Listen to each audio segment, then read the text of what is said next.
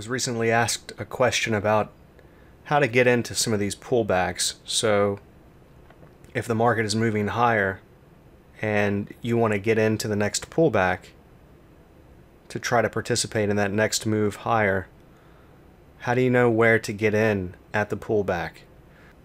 So the selection process that I use is not going to enable me to participate in every move. Obviously, if you're trying to participate in every move, if you're trying to capture every move, there's really no way that you have a successful system, because it couldn't possibly be based on probabilities.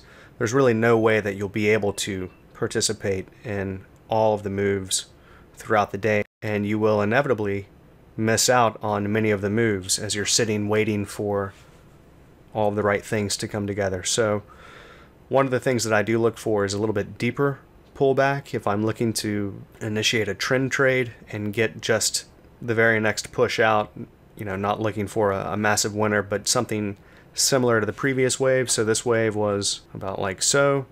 So I would be expecting something similar up out of this low.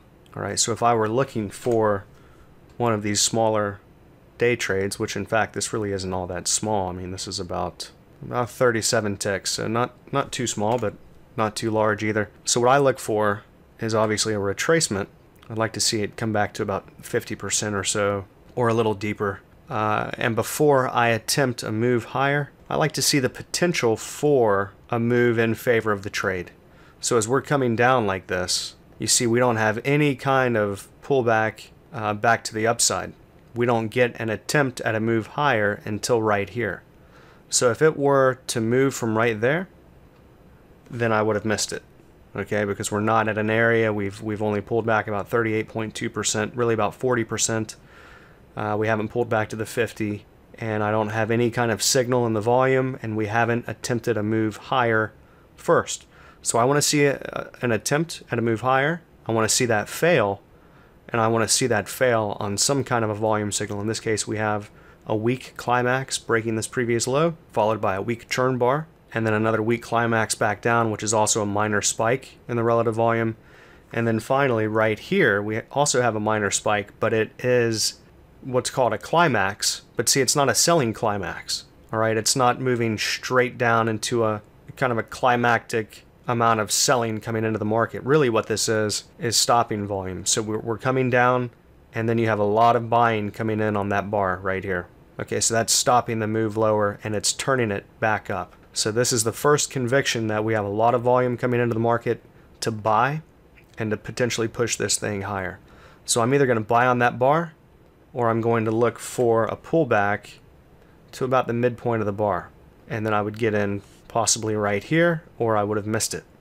And after that, I would be looking to break this high, and once that high was broken, I would be looking for an exit. Okay, what else you can do instead of just using, for instance, if you're using a minute chart and that's it, 1 minute chart, you could also use a little bit faster tick chart with the other set of volume indicators, 4 tick charts and range charts and all of that, together with a Divergences Pro with a Chaikin oscillator, which is using volume in the equation of the oscillator. So I would be waiting for a divergence signal on that Chaikin oscillator to get back into the with trend signal on, say, the 1 minute or the 5 minute.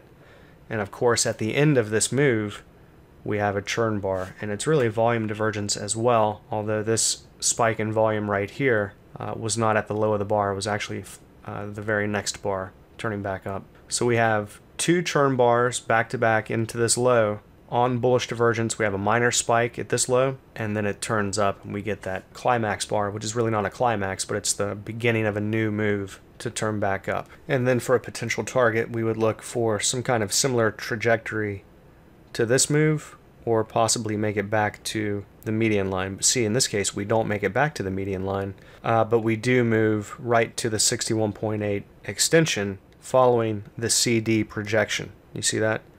And then when we pull back up to the 61.8, we do that on bearish divergence, which is also volume divergence right here. So that would be a definite exit. If I see volume divergence while I'm in a trade, I always get out. And here we have it as well on the tick chart. We have the volume divergence signal there. So that's kind of how I would handle these faster, shorter day trades with the trend on a pullback I would also be looking for, what is the previous, since this is a push lower, what did the previous push lower look like? And do we have any kind of overlap in the fibs of that move? So here we have the 61.8 extension. Doesn't quite overlap with the 50, but it's the closest one. And we also have the R1 there as support at this low. Enough coming together there for that low for a potential move out of this low, similar to the move into that previous wave higher. Okay, so just wanted to do a short little video on this to answer that question.